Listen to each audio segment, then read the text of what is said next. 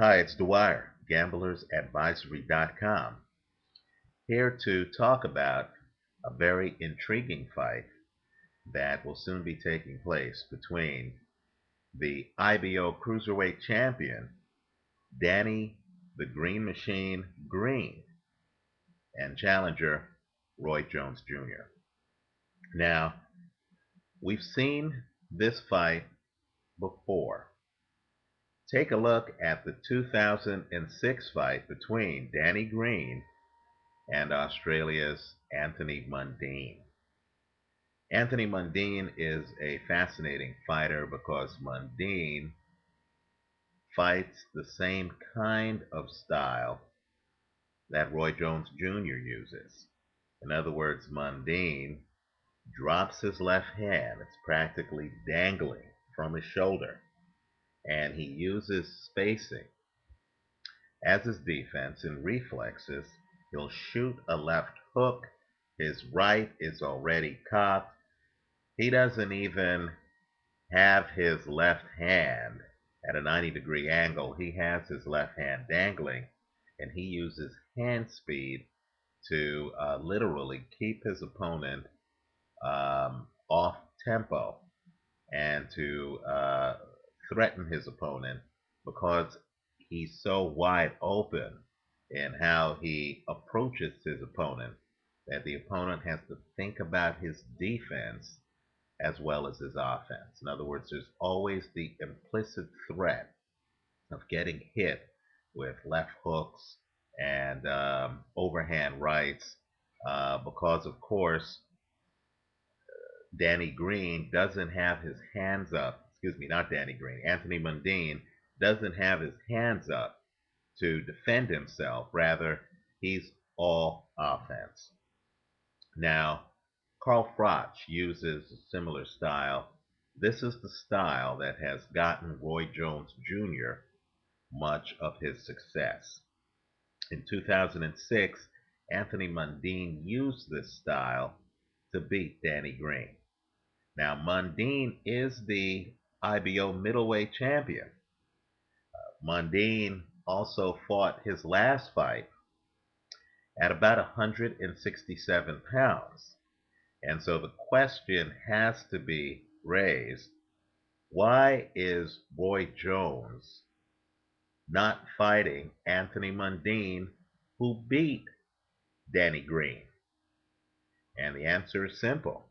It's because that would be a tougher fight for Roy. So Roy is fighting instead Danny Green, even though Danny Green has the cruiserweight title. Understand that although the cruiserweight weight limit is 200 pounds, Danny Green fought his last fight at less than 180 pounds. So there isn't even the size difference you think there would be between the two fighters. Note that the light heavyweight limit is 175. So both of these guys, I imagine, are going to be just marginally above the light heavyweight limit. Now, let me just point out that Danny Green hits hard with both hands.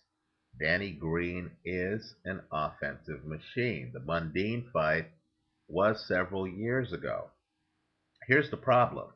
If Danny Green is fighting someone like Otis Griffin, who spends time and energy covering himself up, in other words, if he isn't fighting someone who is coming out in an openly aggressive posture, Danny Green is fine because he has great offense and he's not going to fight 3 minutes of every round. So he's going to pick his spots and he can handle an opponent who isn't threatening to hit him with a blinding combination. Of course, with Mundine and now with Roy Jones, unfortunately, he's fighting an opponent where that threat is always implicit. And because he's not going to push Jones for 3 minutes of every round, then Jones's glaring weakness, which is stamina, won't come into play. There is a blueprint on how to beat Roy Jones. I'm going to throw out the Antonio Tarver fights because Tarver is someone who fought Jones in the amateurs. That's really more of a signature type of incompatibility between the two of them. That's more akin to Iran Barkley owning Thomas Hearns in the 1980s. Keep in mind, Barkley beat Hearns twice. I don't consider the Tarver Jones fights to be blueprints on how to beat Jones. I do consider the similarities between the Glenn Johnson fight, where Johnson knocked out Jones, and the Joe Calzaghe fight, where Calzaghe forced Jones to work.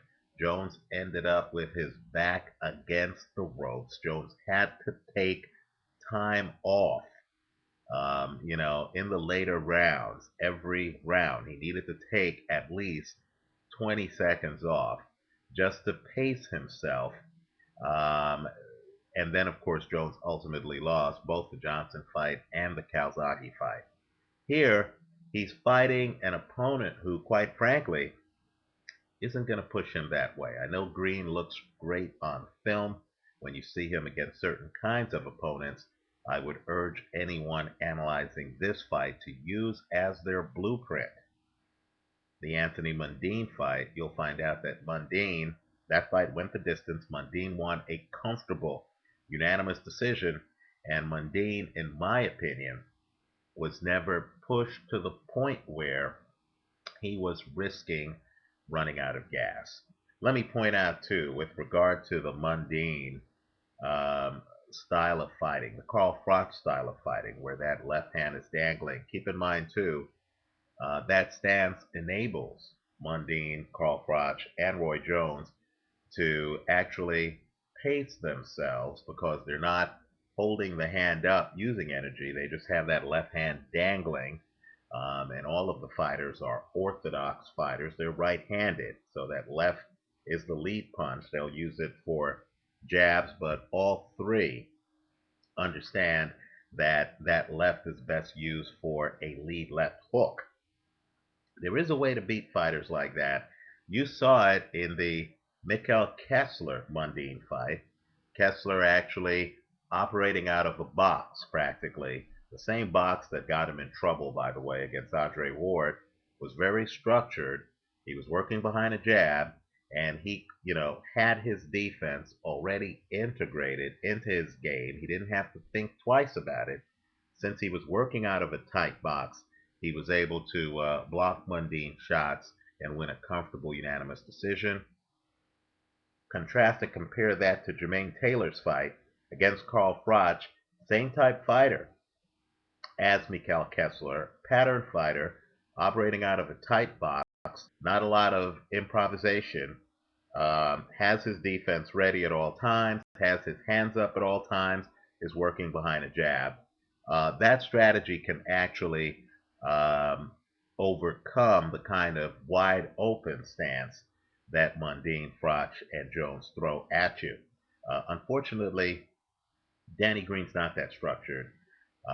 Danny Green is going to run into problems against Roy Jones. I'm taking Roy Jones in this fight.